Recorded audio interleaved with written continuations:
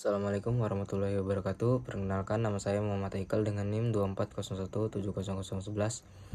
Pada presentasi kali ini saya akan menyampaikan materi tugas yang berjudul penggunaan fungsi hash, message authentication code, dan digital signature serta penerapannya. Langsung saja kita masuk ke dalam pembahasannya. Itu yang pertama ada apa itu fungsi hash. Jadi di sini fungsi hash adalah algoritma yang mengubah data berukuran bebas menjadi sebuah nilai tetap atau yang sering kita sebut sebagai hash value atau fingerprint. Nah, contoh fungsi hash yang populer saat ini adalah SHA-256 yang banyak digunakan saat ini. Sedangkan MD5 dulu terkenal, namun sekarang sudah dianggap tidak aman karena rentan terhadap serangan. Pada slide ini juga dijelaskan sifat-sifat utama dari fungsi hash. Yang pertama adalah one way, yang artinya hampir tidak mungkin mengembalikan nilai hash ke data aslinya. Yang kedua ada collision resistant, yaitu sangat sulit menemukan dua input yang berbeda yang menghasilkan hash yang sama. Jadi ini sangat penting untuk keamanan. Nah, sifat-sifat inilah yang membuat fungsi hash sangat aman digunakan untuk menjaga integritas data. Oke, slide selanjutnya itu ada penerapan fungsi hash. Jadi, fungsi hash digunakan di banyak sistem digital modern. Misalnya untuk memastikan integritas data, saat sebuah file berubah sedikit saja, hashnya akan berubah total. Jadi, hash juga digunakan untuk menyimpan password dengan aman, di mana sistem tidak menyimpan password asli, tetapi nilai hashnya biasanya ditambah sub. Contoh penerapan lainnya adalah verifikasi file unduhan, seperti ketika kita diberi checksum SHA-256 untuk memastikan file tidak rusak. Dan tentu saja fungsi hash adalah komponen penting dalam teknologi blockchain. Slide selanjutnya itu kita masuk ke dalam pengertian message authentication code. Nah, apa itu message authentication code atau yang dipersingkat dengan MAC? MAC adalah mekanisme yang menjamin integritas sekaligus keaslian pesan dengan menggunakan kunci rahasia.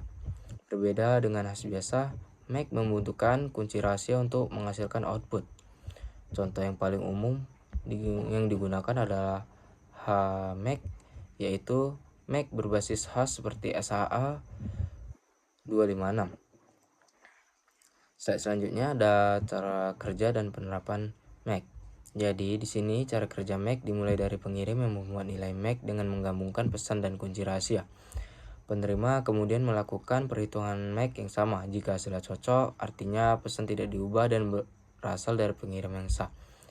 MAC banyak digunakan dalam protokol keamanan seperti TLS pada HTTPS untuk memastikan data tidak dimanipulasi secara proses transmisi.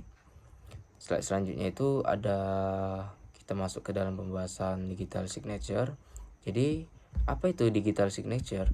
Jadi digital signature itu tanda tangan digital yang bekerja menggunakan kriptografi kunci publik.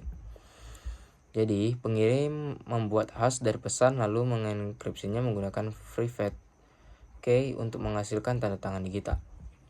Penerima kemudian menggunakan public key mengirim untuk memverifikasi tanda tangan tersebut. Jika hasilnya cocok, maka pesan benar-benar asli dan tidak dimodifikasi. Digital signature memberikan 3 jaminan utama, yaitu integritas, autentifikasi, dan non-repudiation. Baik, selanjutnya itu ada penerapan digital signature.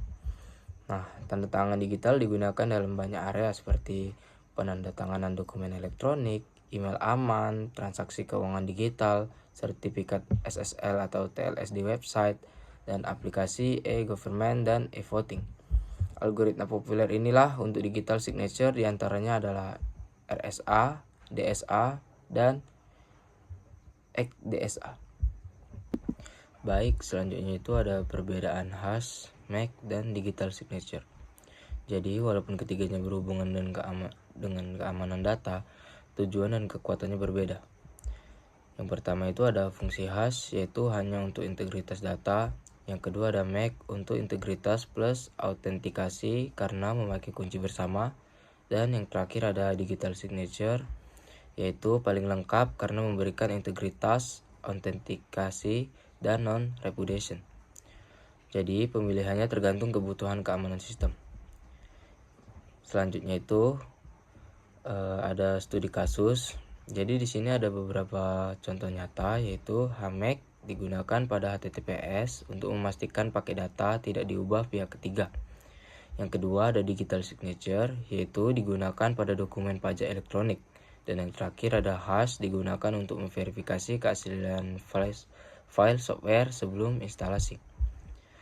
Yang terakhir yaitu kesimpulan dan rekomendasi. Jadi di sini sebagai penutup, yaitu gunakan hash untuk verifikasi integritas sederhana, gunakan MAC untuk komunikasi dua pihak dengan kunci rahasia, dan yang terakhir yaitu gunakan digital signature untuk kebutuhan keamanan tingkat tinggi dan dokumen legal. Dan selalu gunakan algoritma modern seperti SHA 256, SHA 3, atau ECDSA. Baik, sekian presentasi dari saya. Wassalamualaikum warahmatullahi wabarakatuh.